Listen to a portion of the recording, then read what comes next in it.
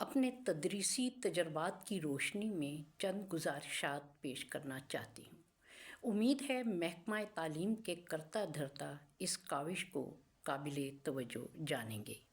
یہ وعظ و نصیحت نہیں بلکہ حقائق کا ادراک ہے۔ ان حقائق سے چشم پوشی ناممکن ہے۔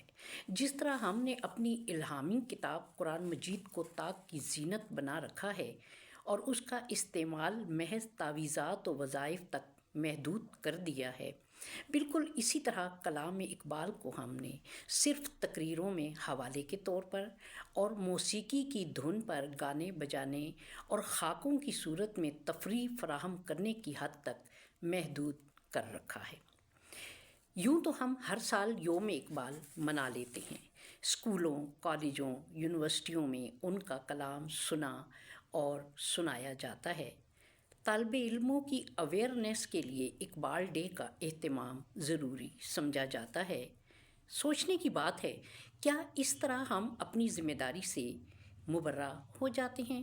جبکہ حقیقت یہ ہے کہ اقبال رحمۃ اللہ علیہ کی شاعری کا تذکرہ اپنے افکار کے مفہوم کو دوسروں تک پہنچانے کے لیے اشعار کا استعمال کرنے والے بھی ان کے مفاہیم سے کلی طور پر ناواقف ہوتے ہیں۔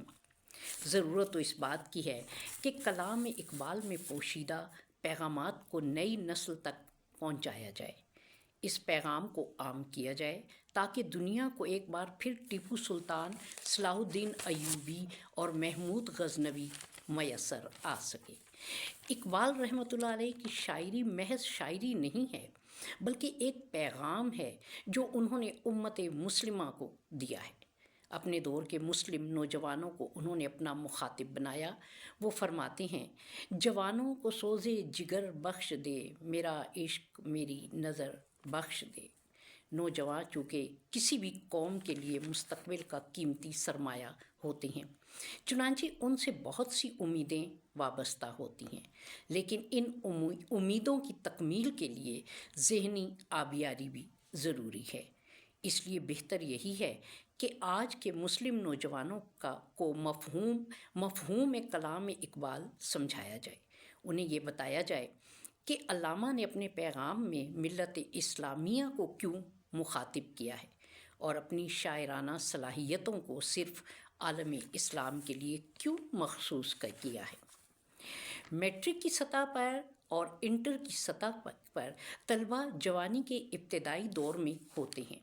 ان کو مرزا داغ دہلوی، مرزا غالب، میر تقی میر کی محض عشقیہ شاعری پڑھا کر اپنی ذمہ داری کو مکمل نہ سمجھا جائے، بلکہ یہ واضح کیا جائے کہ عشق کا اصل مفہوم کیا ہے اور علامہ نے اپنے کلام میں عشق کے جذبے کو کیوں اہمیت دی ہے۔ تاریخ اسلام جذبہ عشق کی مثالوں سے بھری پڑی ہے۔ علامہ اقبال نے خودی اور خودداری پر اتنا زور کیوں دیا ہے؟ شاہین بچوں سے کیا مراد ہے اور آزادی کا مفہوم کیا ہے؟ علامہ کی شاعری میں شراب کا تذکرہ ملتا ہے تو آخر اس سے کون سی شراب مراد لی جائے؟ ان کی شاعری میں لیلا مجنوں کا ذکر کن معنوں میں کیا گیا ہے؟ ان تشبیہات و استعارات کے حقائق و معانی سمجھائے جائیں تاکہ طوفانی جذبات کا رخ درست سمت میں گامزن ہو سکے۔ وہ نوجوان نسل جو بے راہ روی کا شکار ہو رہی ہے اپنی راہیں منتخب کر سکے۔ انہیں معلوم ہو کہ علامہ عقل کے مقابلے میں عشق اور دماغ کے مقابلے میں دل کو کیوں اہمیت دیتے ہیں۔ وہ نوجوانوں کو یہ کیوں کہتے ہیں کہ دیار عشق میں اپنا مقام پیدا کر، دیار عشق میں اپنا مقام پیدا کر، نیا زمانہ نئے صبح و شام پیدا کر۔ علامہ نے اپنے کلام میں نوجوانوں کو مخاطب کر کے یہ کیوں احساس دلانے کی کوشش کی ہے کہ اپنے اسلاف کے نقش قدم پر چلو۔ اس شعر سے ان کی مراد کیا ہے؟